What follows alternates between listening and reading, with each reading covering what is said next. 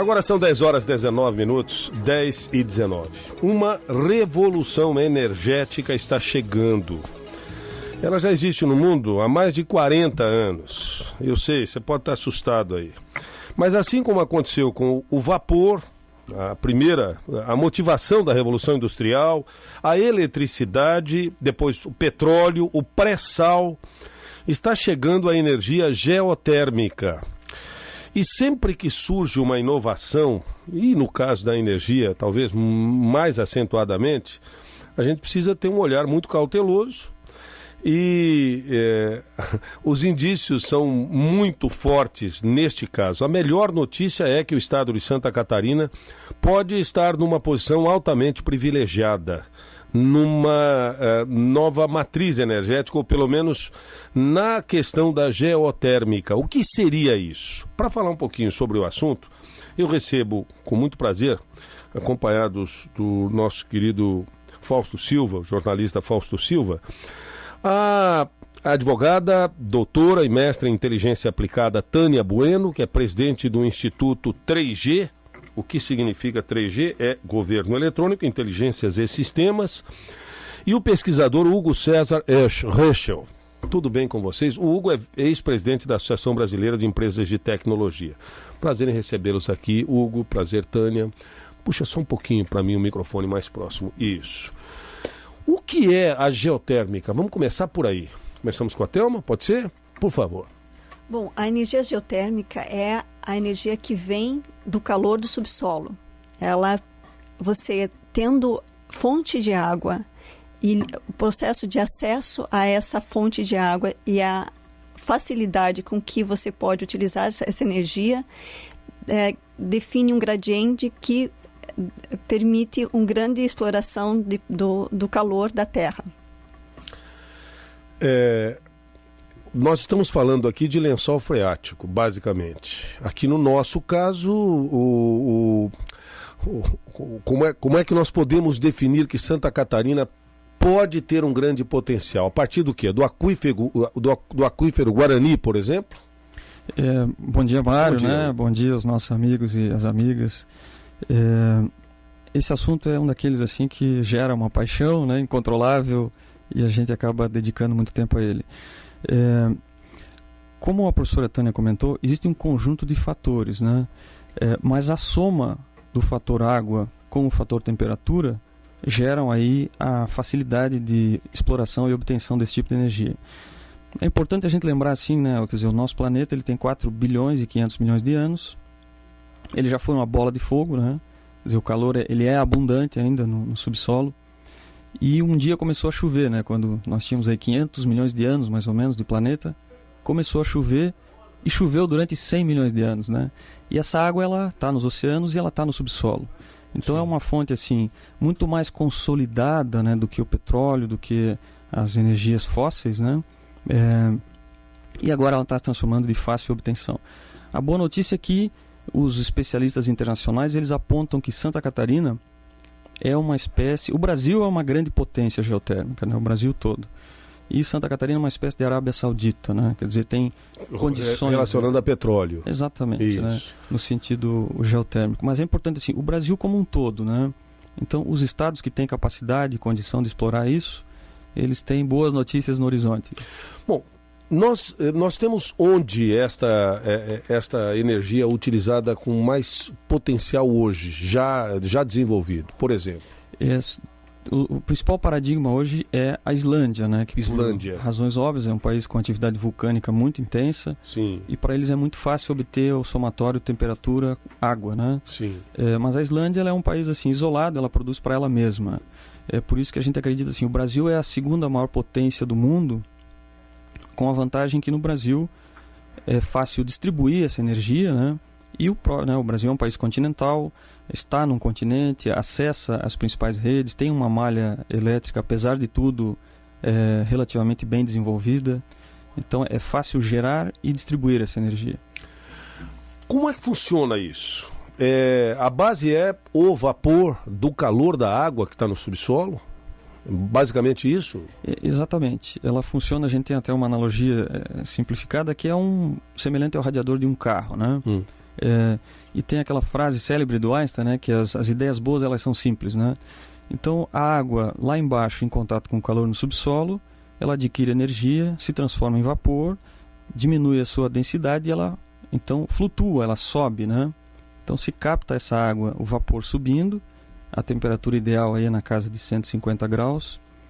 Esse vapor ele é canalizado por alguns dutos para dentro de uma turbina, essa turbina gira e naturalmente no processo de condensação a água adquire peso e densidade e desce. Então a coisa sobe basicamente por um lado, desce para o mesmo lugar por outro, e isso é um fluxo interminável, né? Quer dizer, eu posso entender que a usina que tem que ser construída na crosta, na terra, aqui em cima, a base dela é a mesma, por exemplo, de Tubarão.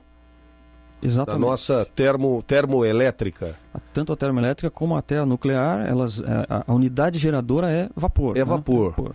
Quer dizer, aqui em Tubarão você vai, perfura a terra, tira o carvão, coloca o carvão numa caldeira, ele queima, produz o vapor a partir daí. Eu não sei, confesso a vocês, se com água também na termoelétrica entra o esquema de água para a produção do vapor, é isso? Também. Quer dizer, tem que esquentar a água para que ela chegue a essa temperatura que já existe lá embaixo. Quer dizer, nós simplesmente diminuímos certamente a questão da caldeira e da queima e da retirada de carvão, do transporte e tudo mais. Perfeito. Você já recebe o vapor prontinho lá da terra. E esse é um processo assim, típico da nova economia, né? Sim. A gente está acostumado, nosso modelo hoje é o consumo molecular, né? Certo. O petróleo a gente tem que queimar a molécula, quebrar a molécula para obter a liberação de energia e gerar uma cadeia de produção. Quando você diz quebrar a molécula, seria queimar o petróleo, no motor do carro, exatamente, por exemplo, exatamente. E a explosão é que produz a energia. E aí eu tenho que ir lá tirar aquele petróleo fisicamente, isso, né, onde vai ficar um buraco, refiná-lo, transportá-lo, distribuí-lo e uma série de coisas. E o que sobra dele é absolutamente prejudicial, porque são gases. Exatamente, a gente está aí com... Nós vamos ter hoje 10 metros a menos de geleira lá no Ártico, né? Quer dizer, sim. 10 metros por dia, isso dá 3 quilômetros no ano, né? Isso é intenso.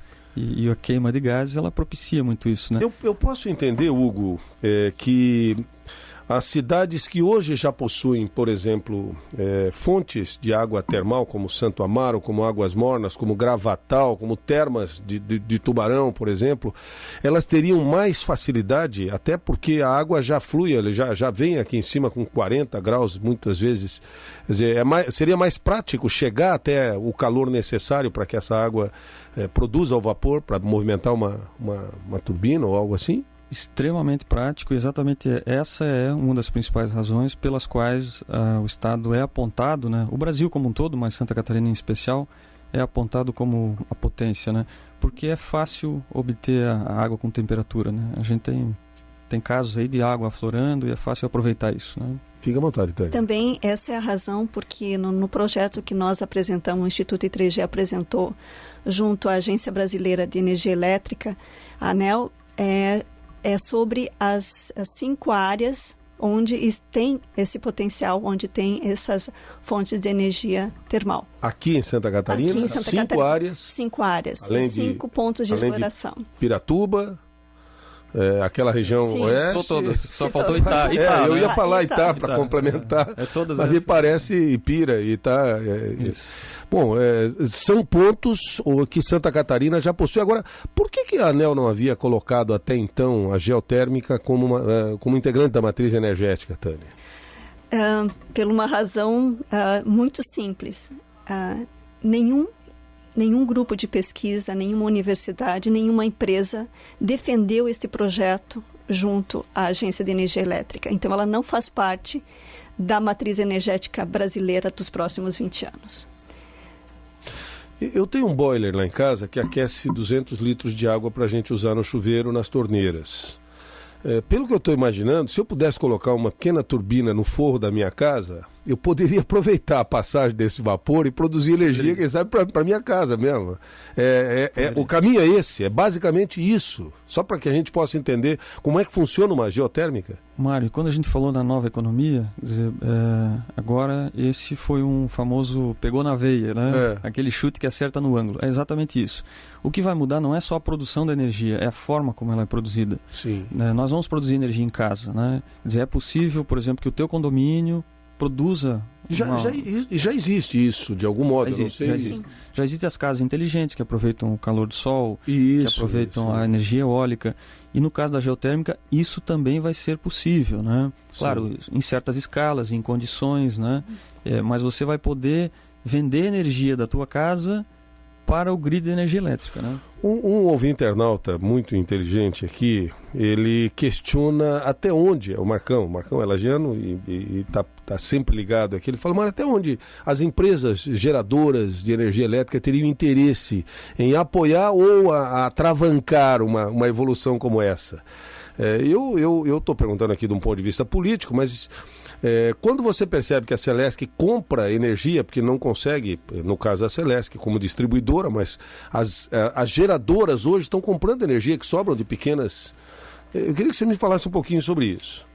E esse ponto, claro, ele também né? Sempre que a gente fala em inovação, né? Acontecem aí alguns choques, né? A gente não pode esquecer que o Freud foi expulso de 5 universidades, né? Que o Einstein teve que mudar de país, de nacionalidade 3 vezes, né? Porque eles disseram algumas, né, verdades novas aí. Mas depois o processo ele se acalma, né? E as pessoas assimilam. É óbvio que quem está bem posicionado hoje, né? O mundo briga, né? O mundo verde briga com as indústrias do petróleo, né? Sim. A gente assiste as questões, os documentários da Exxon e petroleiro que afunda e dá guerra com um navio ambiental e vem Greenpeace e essa coisa toda, né? Sim. Então isso faz parte do processo, né? A gente tem que saber, entender e administrar isso, né? Existem milhões de empregos aí sendo gerados na indústria fóssil, né? Tanto do consumo de combustível como a geração de energia, né? A gente sabe que o país está sofrendo muito com isso, é a principal manchete dos jornais hoje, ontem à noite, né? Queima de carvão, queima de óleo. Mas a gente sabe que também não vai ser desativado isso de uma hora para outra. Tem pessoas lá, tem famílias trabalhando. Quem trabalha com energia pode sair de uma área e ir para outra com muito mais facilidade. Esse é o ponto. Esse é o ponto. É muito fácil fazer essa transição. E no nosso caso específico, né, seja o estado de Santa Catarina, seja, né, um outro estado no Brasil que eventualmente dê a largada nisso, vai ser gerado um ciclo econômico muito mais consistente e eficiente do que existe agora em torno da energia. É muito recurso e muito emprego que vai vir com isso. Bom, nós vamos para um breve intervalo, são 10 horas e 31 minutinhos, e eu gostaria de continuar conversando um pouco mais sobre este tema com os nossos convidados, com a Tânia Bueno e com o Hugo César Eschel, porque a coisa está começando por aqui. Ela já está avançada nos Estados Unidos, como foi dito, já há um mapa todo do Brasil, mas há um grupo de pesquisadores aqui, o Rafael Martini, inclusive, publicou no último dia 14 de novembro, se não me engano, uma notinha, faz tempo, hein? Uma notinha que citava a presença da Google Energy, que é uma empresa montada pelo Google, que fez esse levantamento nos Estados Unidos e que assinou um protocolo com o Instituto 3G aqui de Florianópolis para tentar detalhar o potencial geotérmico no estado. A gente volta para falar sobre isso daqui a pouquinho, depois do intervalo. Bem-vindo o repórter CBN, o Minuto Esportivo, e em seguida mais geotérmica para você. Um minutinho.